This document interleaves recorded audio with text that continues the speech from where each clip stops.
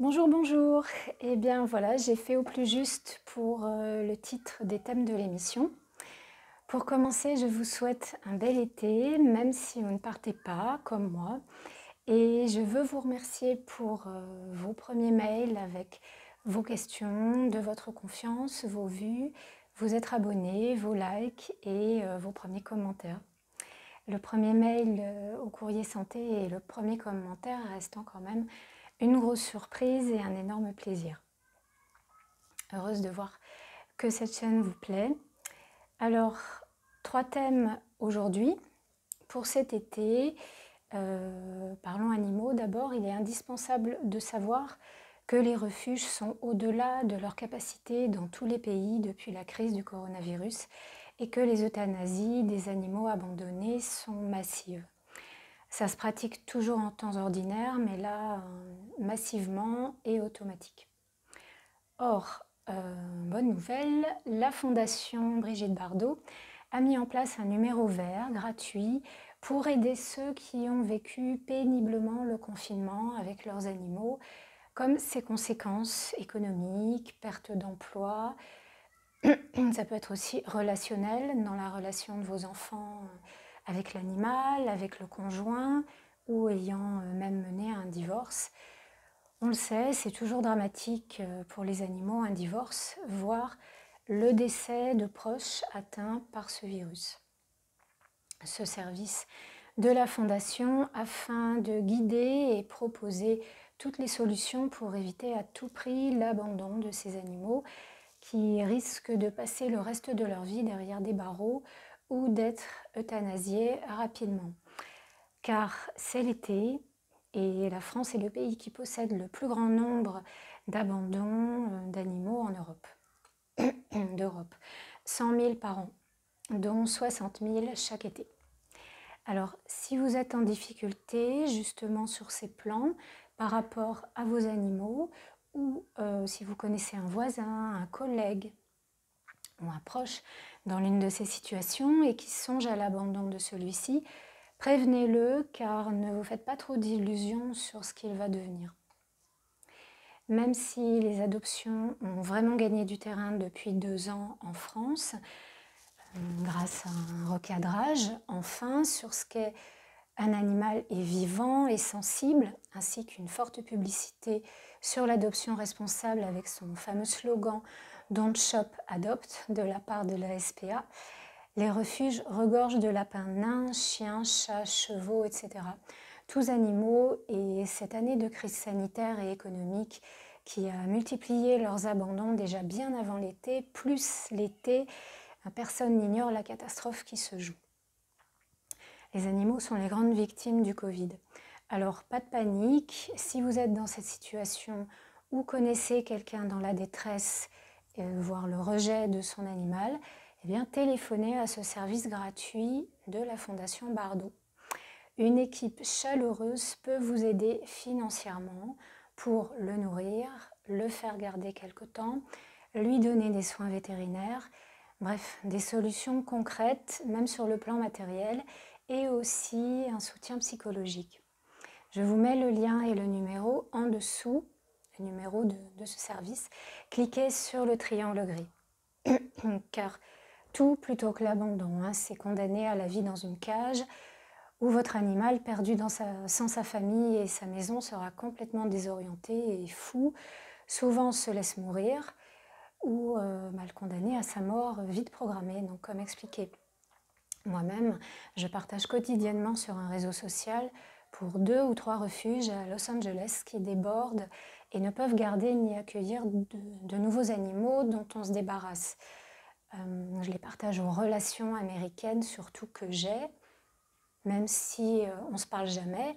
Il y a, avec ces gens en Amérique, il y a de 3 à 6 posts par jour d'un nouvel ou ancien animal chez eux qui est sur liste rouge et va être euthanasié si non adopté vite. Donc là, ces relations, elles sont très utiles.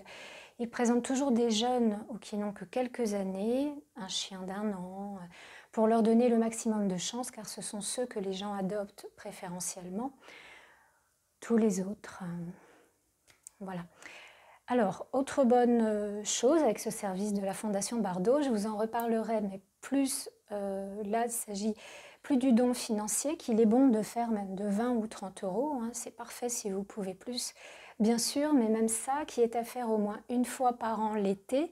Moi-même, je viens de poster mon chèque pour la Fondation Bardot et la SPA surtout, qui dispatche l'argent ensuite dans tous ces refuges en France. Certains le disent, cette année, il leur manque 6 000 euros pour leur refuge, ils ne tiendront pas. Eh bien, il y a une solution à pratiquer en plus, en parallèle de ce chèque, qui ne vous coûtera rien et va récolter plein d'argent pour les animaux en détresse. Les moteurs de recherche solidaires, plutôt qu'utiliser Google multimilliardaire. Beaucoup d'entre vous connaissent, le plus connu est sans doute Lilo. Vous tapez lilo.org sur Google et vous avez leur site. Vous n'avez plus qu'à cliquer dessus pour vous mettre dorénavant sur ce moteur de recherche. Voilà, tout simplement. Il est très bien, il a 65% environ du même contenu que Google, plus le sien propre. Comment ça marche? Eh bien comme Google, avec les images, les vidéos. Vous tapez votre recherche et demande, quelle qu'elle soit, en barre de recherche en haut sur ce moteur, ou il est plutôt au milieu même maintenant. Bon. Mais à chaque clic sur un site que vous faites, il est converti en une goutte d'eau qui représente une petite somme d'argent. Ça, c'est quand même magique, hein. Quand on se sert tous les jours d'Internet, même sans y penser, pour n'importe quoi, plutôt que de donner son argent au plus gros moteur de recherche qui n'en a que faire, on va dire, et qui n'a pas besoin, n'en a plus besoin de cet argent et ne reverse rien aux fondations, associations qui en ont besoin. Là, vous reversez facile 500 à 700 euros par mois. J'ai vu pour moi depuis 2018, où un pourcentage de 50% va être versé à l'association de votre choix, donc la moitié. Lilo reverse automatiquement vos clics, c'est-à-dire vos gouttes d'eau, tous les 10 clics. 10 gouttes à l'association choisie. Vous pouvez aussi les reverser vous-même, si ça vous amuse, et quand vous le voulez, et avoir le plaisir de contrôler ce que vous versez, combien de gouttes vous avez déjà accumulées. Alors par exemple, pour 500 sites visités par mois, soit 500 clics que vous avez faits, soit pour Lilo 500 gouttes d'eau, ça revient au même, vous avez versé 500 divisé par 2, 250 euros pour aider des animaux, sans avoir fait autre chose que vous informer sur Internet comme d'habitude. Lien en barre d'infos, cliquez sur le triangle gris. Et alors petit détail, faites attention, si vous quittez Lilo pour une recherche sur Google, vous y resterez sur Google, il ne s'y remet pas automatiquement. Mais c'est une habitude à prendre. Voilà. On garde pour Google un onglet Internet ou deux sur son téléphone portable, idem sur son ordi, pour quand on a vraiment besoin d'aller dessus. Et les autres onglets sont sur Lilo. Et puis, ce qu'on peut faire aussi, de plus simple à ce moment-là, c'est de télécharger l'appli Lilo.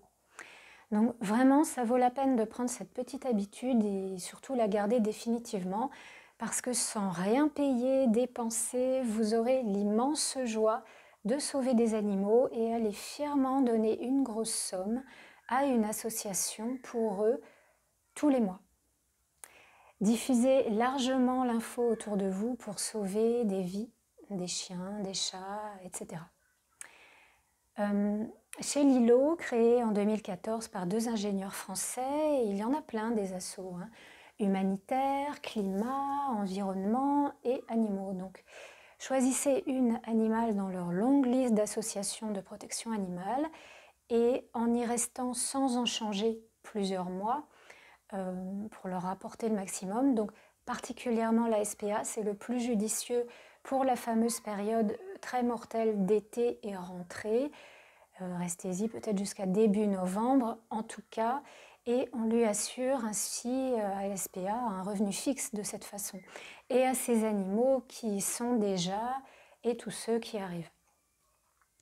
Et puis pour ceux et celles qui travaillent la peur au ventre par le Covid toujours là et aux multiples foyers de nouveau en France, À cause de la levée de l'urgence sanitaire, il peut y avoir un vrai conflit d'intérêts personnels entre vous, salariés, et votre patron.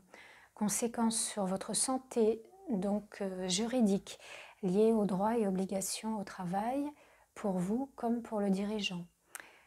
Lui, en plus, sur le plan conséquences professionnelles, sur sa réputation et la renommée de sa société, s'il rechigne à faire strictement respecter les règles de distance, notamment par ses salariés depuis la levée de l'urgence sanitaire.